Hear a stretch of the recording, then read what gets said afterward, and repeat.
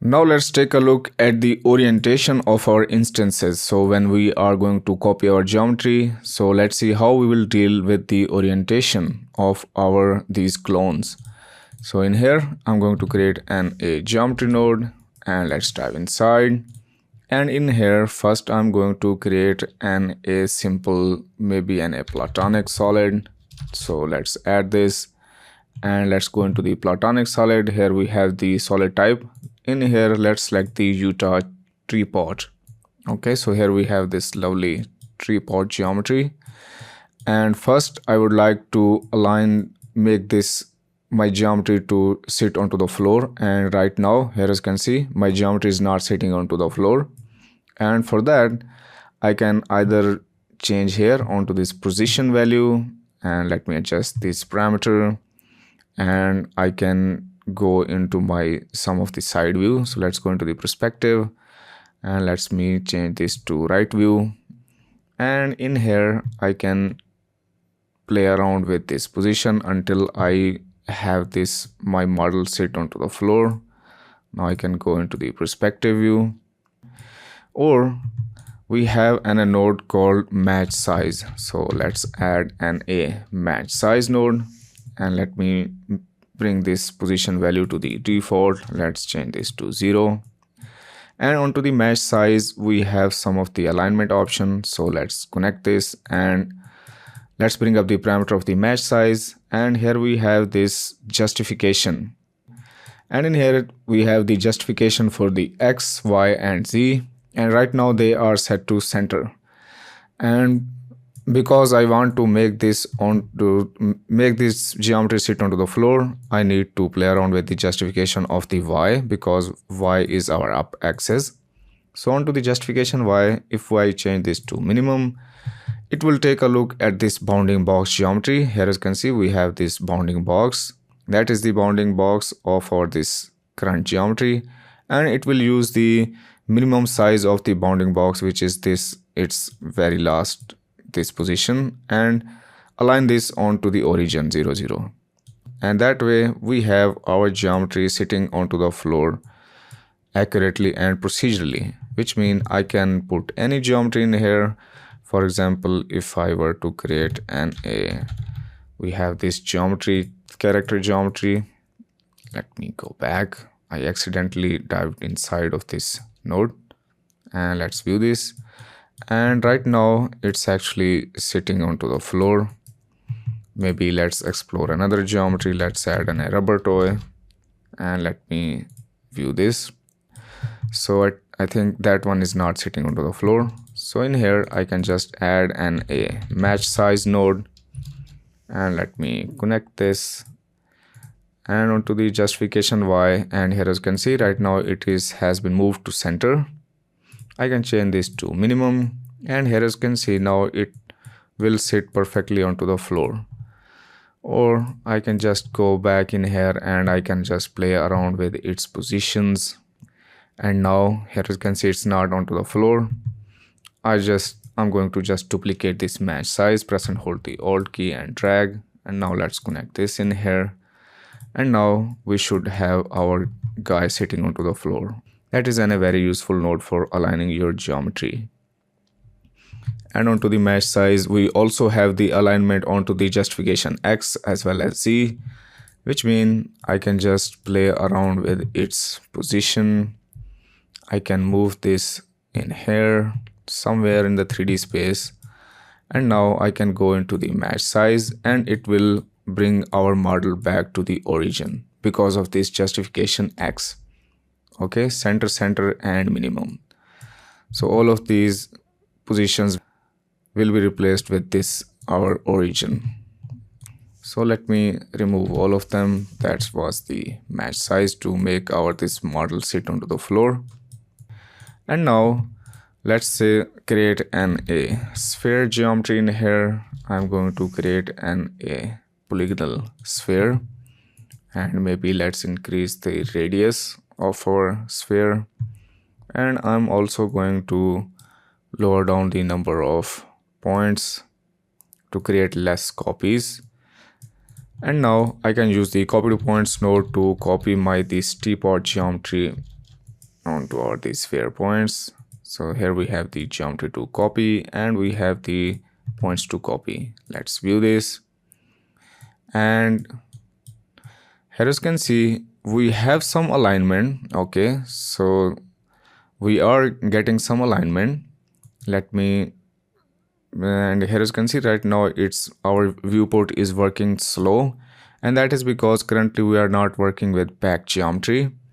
And to actually pack your instances, we also have the option onto the copy to points node. If I enable my parameter of the copy to points node, and here as you can see, we have this option to enable pack and instances. So let's enable this, and by enabling this, we are effectively packing our geometry.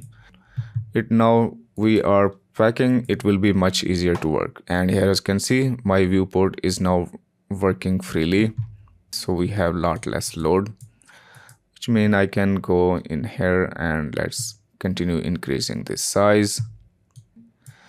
And here as you can see, we have some alignments. All right, the way that copy to points node is actually aligning our geometry, it's aligning them by using the normals. Okay, so if I press and hold the middle mouse button, and here as you can see, in here we do not have an attribute n which stores the normal, but still we have the orientation, and that is because of these primitives. We do not have a normal attribute in here as a point or primitive attribute, but we actually do have some primitive normals because of this shading. I can view them by, if I come over here, we have this option display primitive normal. If I enable this, and here as you can see, we have these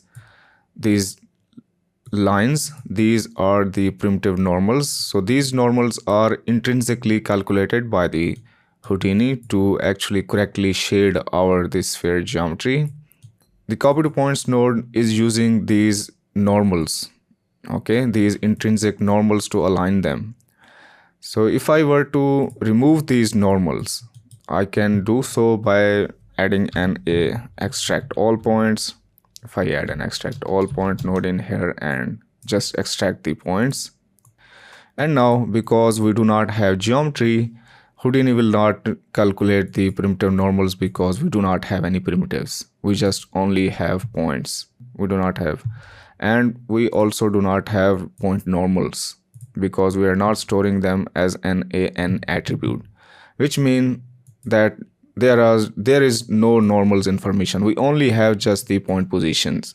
If I now view the result at the copy to points, and now as you can see, we do not have any orientation. They are just following the same orientation as we have our geometry in the origin.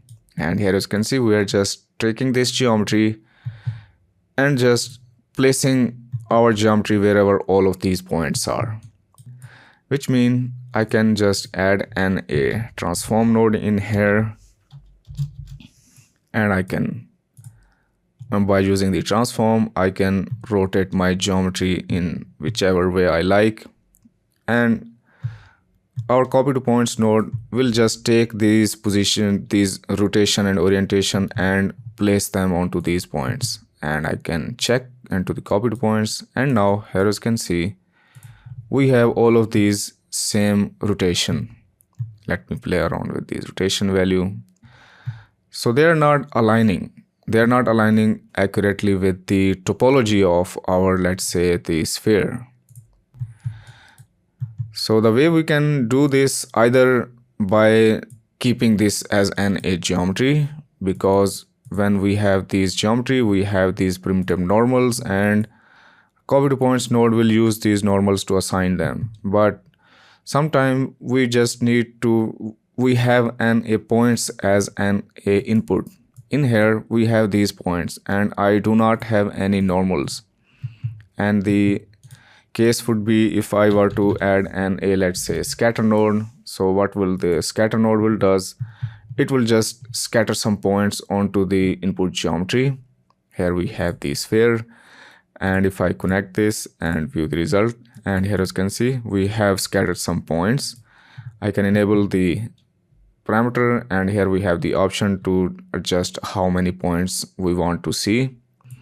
and where we have the relax iteration. So relax iteration means that all of these points should not intersect or get close to each other.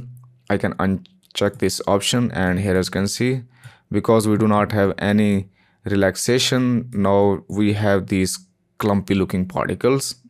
So they are randomly distributed onto the surface. I can change the global seed, that will just adjust the seed where all of these our points are. Scatter node will just scatter a bunch of points onto your input geometry. I can put any geometry in here. Let's say if I were to add a rubber toy geometry in here. And right now, here as you can see, we have this regular arrangement of these points because of the flow of our geometry. I can just add a scatter node in here. Scatter node will just look at the surface as a whole and just scatter a bunch of points in there. And here as you can see, we have these points, and I can adjust how many points I want. And into these scatter points, here as you can see, we do not have information. We have the normals n if I enable, and here as you can see, on this scatter node we do getting normal, and that is because if the input geometry has normals, if I middle mouse button, here as you can see, we have the normals n as an a attribute. If we have the n as an a attribute on the input geometry, the scatter node will inherit them. So if you scatter, it will inherit the normals, and that is why we are getting the normals.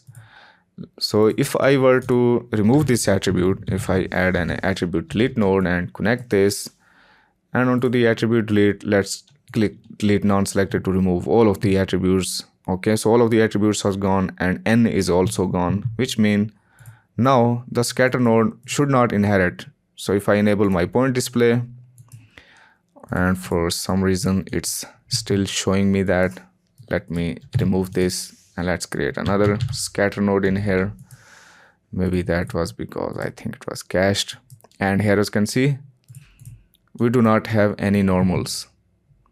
So I can play around with the settings. I can uncheck the relax iteration. I am currently viewing these normals, and here as you can see, we do not have normals. And I can also check if I press and hold the middle mouse button, here as you can see, we do not have an attribute.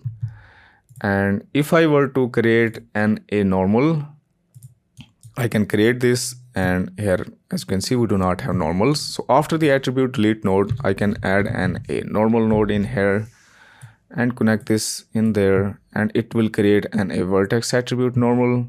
I can go into the normal node, and onto the add normals, I can change these 2 points, and now we should have an as an a point attribute. Okay, and now I can view my display normals, and here as you can see, we have these point normals, which mean now that the scatter node will inherit them. So onto the scatter, if I enable my point normals, and here as you can see, we have these normals. So onto this extract all points, let's come into this original example. We do not have normals, which mean copy to points node has no way of aligning the geometry, because it look for the normals. If normals exist on this side of the geometry, it will align this geometry onto these normals. Let me enable copy to points, and we do not have any orientation. And one way we can solve this by adding a normal in here. So I can add a normal node, connect this and change these 2 points so that we have a normal as a point attribute. And now here I can enable my point normal by clicking on this display normals, and the point normals are not the same as primitive normals. So we have normals on the primitive level. So these are the primitive normals, and these are the point normals. And here as you can see, wherever we have these points, we have the normals. That is because we are creating the normal as a point attribute by using this normal node. So which means if I do the extract all points, we should have normals. And sure enough, we have the normals after we have extracted the points. And now we should get our orientation back. If I enable copy to points node, And here as you can see, now we have our orientation. If I were to bypass this node, and here as you can see, we have the orientation. And the way that it is aligning our geometry onto these normals, if I enable this, okay, we have these normals. So the way that the copy to points node will align them by looking at the z-axis. If I go into the platonic solid, or maybe onto the match size, and let me hide my this normals, and it will look for the z-axis of the geometry. And right now here we have this very small gnomon. Let me make this gnomon size bigger, or maybe add an origin gnomon by, if I click on this display option, and let me bring up the display option for the viewport. Let's go into the guides, and here we have the option to enable the origin gnomon. So if I enable this, and right now I cannot see my origin gnomon because the gnomon size is too small. So I can scale my origin gnomon bigger. Let me find, here we have the origin gnomon size. Let's increase this, and maybe let's continue increasing this size. And there you go. We have these gnomons. We have these z-axis, x-axis, and the y-axis. Or I can just make this gnomon bigger by coming on into the, let's say, origin gnomon and floating gnomon. Okay, that was the gnomon right here. Let me uncheck this origin gnomon, and let's make this floating gnomon size a bit bigger. So let's continue increasing this. Continue increasing this. Okay, so here we have the floating gnomon size. Okay, right now I'm just setting this to this value. Here we have the z-axis, x-axis, and y-axis. So what it will do, it will look for the z-axis. Right now, our front facing this, that is the direction I'm calling this the front face, where we have this drain pipe. That is the front face. And right now it is aligned to x-axis, and here as you can see. And if I were to rotate this and align this onto the z-axis, so let's do this by going on to the transform node, and let me zero out all of these rotation. Okay, let's rotate this around the y-axis. So that is the y. Let's rotate this onto the minus 90 degrees. Minus 90 degrees. And let me move this, rotate this. And now here you can see our this front pipe is aligned to the z-axis. And now it will use this z-axis to align our geometry onto our these normals. Let me enable my point normals. And here as you can see, we have these directions. So these directions basically represents the z-axis, which mean now my geometry, this front face, let me hide this, its front side should align to these guys, these normals. And I can check by going on to the copy to points and view, and here as you can see, we have the front face facing onto where we have these normals. And I can make this, I can change this. For example, I can make this where we have the handle as an front size. So what I can do, I can just continue adjusting with my rotation, and maybe rotate this to, I think, minus 260 degrees. So now that axis should be aligned with the normals. And now if I go into the copy to points, and here as you can see, now we have the handle aligned to our these normals, and the front pipe is now gone reverse. That's how the copy to points node will actually align your geometry. It will look for these normals onto these scattered points onto this side, and if the normals exist, it will use these normals to align your geometry. So in the next lesson, let's take a look at the scatter and align node to further explore our these instancing aligning